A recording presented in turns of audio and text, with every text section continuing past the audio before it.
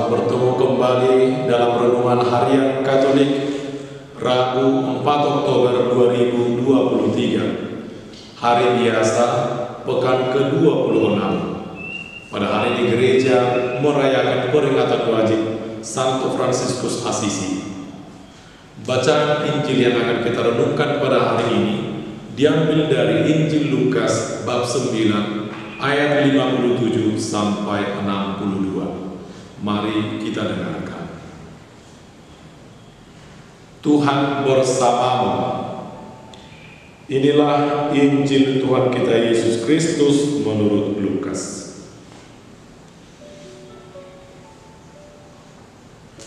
Ketika Yesus dan murid-muridnya melanjutkan perjalanan mereka, berkatalah seorang di tengah jalan kepada Yesus, "Aku akan mengikuti engkau kemana saja engkau pergi."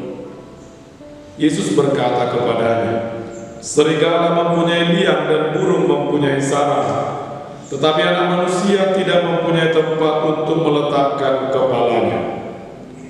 Lalu ia berkata kepada seorang lain, "Ikutlah aku." Tetapi orang itu berkata, "Izinkanlah aku pergi dahulu menguburkan Bapakku." Tetapi Yesus berkata kepadanya, "Biarlah orang mati menguburkan orang mati, tetapi engkau pergilah dan beritakanlah kerajaan Allah di mana-mana." Dan seorang lain lagi berkata, "Aku akan mengikut engkau Tuhan, tetapi izinkanlah aku pamitan dahulu dengan keluargaku." Tetapi Yesus berkata, "Setiap orang yang siap untuk membajak, tetapi menoleh ke belakang, tidak layak untuk kerajaan Allah." Demikianlah sabda Tuhan. Terpujilah Kristus. Bapak, Ibu, dan saudara-saudari yang dikasihi Tuhan, pernahkah Anda membajak sawah? Atau pernahkah Anda melihat orang membajak sawah? Biasanya, membajak sawah itu menggunakan 2 ekor kerbau yang digandeng menjadi satu. Akan tetapi, di zaman modern ini sudah banyak yang menggunakan jetor atau traktor atau alat bajak lainnya. Alat-alat bajak ini, baik itu kerbau maupun jetor atau traktor, tetap membutuhkan manusia sebagai nahkodanya atau supirnya. Nahkoda ini sangat dibutuhkan untuk mengarahkan bajak tersebut agar berjalan sesuai dengan jalurnya. Andaikan dibiarkan tanpa nahkoda atau tanpa supir, kemungkinan besar bajak itu akan keluar dari jalurnya.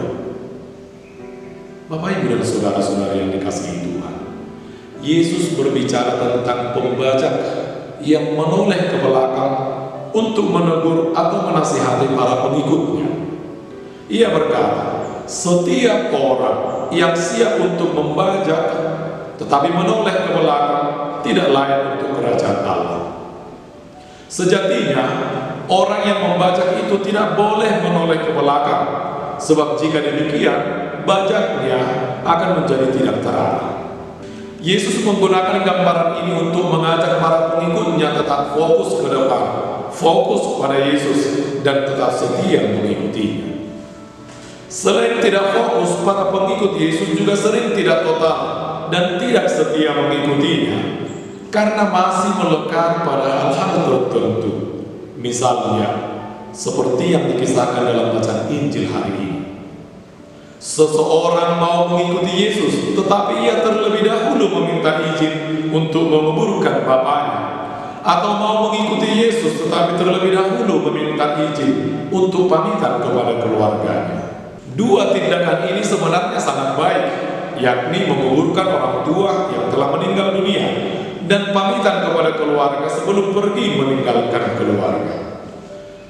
Lalu Bapak, Ibu, dan saudara-saudari yang dikasihi Tuhan, mengapa hal ini dipandang kurang baik dalam konteks mengikuti Yesus?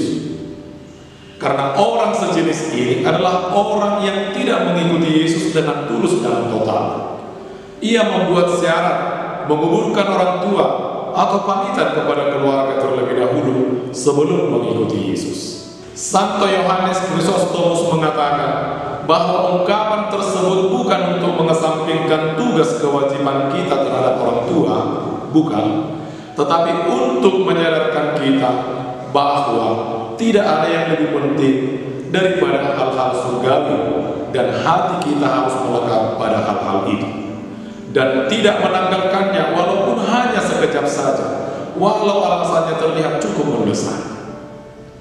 Bapak, Ibu, dan saudara-saudari yang dikasihi Tuhan, ada banyak di sekitar kita yang mengikuti Yesus dengan tidak atau kurang tulus dan masih sangat melekat dengan hal-hal duniawi. Mungkin kita adalah salah satunya. Misalnya kita berkata, aku mau melayani, tetapi aku harus ini dan itu dahulu.